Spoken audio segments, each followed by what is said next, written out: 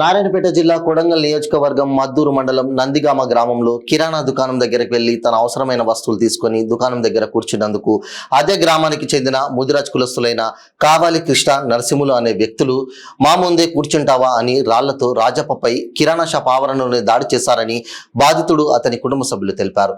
పక్కల ఉన్నవారు విడిపించకుంటే నన్ను హత్య చేసేవారని వారు తెలిపారు.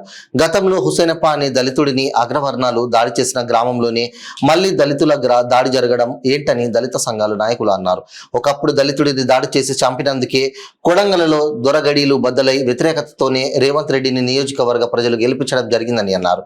సీఎం సొంత నియోజకవర్గంలోనే ఈ రకంగా దాడులు జరగడం ఏంటని ప్రజా సంఘాల నాయకులు అన్నారు.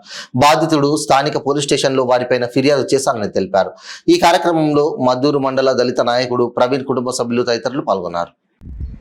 మద్దూరు మండలం నందిగామ గ్రామంలోని రాజప్ప అనే వ్యక్తిపై ఎస్సీ కులానికి చెందిన వ్యక్తిపై బీసీ ముదిరాజ్ కులానికి చెందిన మరి కృష్ణ మరి నరసింహులు అనే వ్యక్తులు మరి కిరాణా షాప్ దగ్గర కూర్చున్న వ్యక్తిపై మరి నిర్దాక్షిణ్యంగా నిన్న రాత్రి 8:30 మరి రాళ్లతోటి మరి కర్రలతోటి మరి కుల వివక్ష చూపుతూ అనవసరంగా మరి ఏం చేయని పక్షంలో మరి ఖాళీగా కూర్చున్నటువంటి మరి రాజప్ప దగ్గరకు వచ్చి మరి కర్రలతోటి మరి రాళ్ళతోటి కింద పడేసి తొక్కి తల పగలగొట్టి మరి కనుబొమ్మలు వలగొట్టి మరి రక్తము స్రావం జరిగినప్పటికీ మరి వదలకుండా పక్కన వాళ్ళు వచ్చి విడిపించే దగ్గర మరి చంపడానికి ప్రయత్నం చేసినటువంటి మరి కృష్ణ మన నరసింహులపై చట్టపరమైన చర్యలు తీసుకోవాలి. ఇలాగే ప్రతి గ్రామంలోని బడుగు బలహీన వర్గాలకు ఇంకా బలమైనటువంటి చట్టాలు ఉన్నప్పటికీ ఇలాంటి దాడులు మరి ఆగకుండా ఉంటున్నాయి.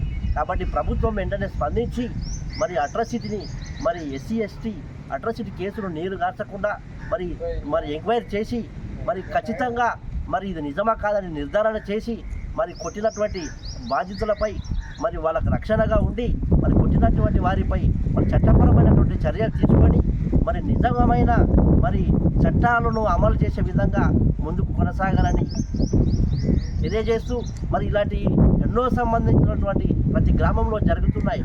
కాబట్టి ఇట్లాంటి నేరాలను ఇట్లాంటి దాడులను బడుగు బలహీన వర్గాలకు చట్టము కూడా మరి అండగా నిలిచి ఇట్లాంటి దాడులు జరగకుండా నిలిపివేస్తారని మరి కోరుకుంటూ మరి ఇలా అండగా నిలబడి మరి నిజమైనటువంటి చట్టాలు ఏదైతే ఉన్నాయో ఆ అట్రాసిటీ కేసులు మరి ఏదైతే ఉన్నాయో కొట్టినటువంటి వారిపై మరి వెంటనే వారిపై అప్లై చేసి వారికి కూడా అండగా నిలబడాలని కోరుకుంటూ జై భీమ్.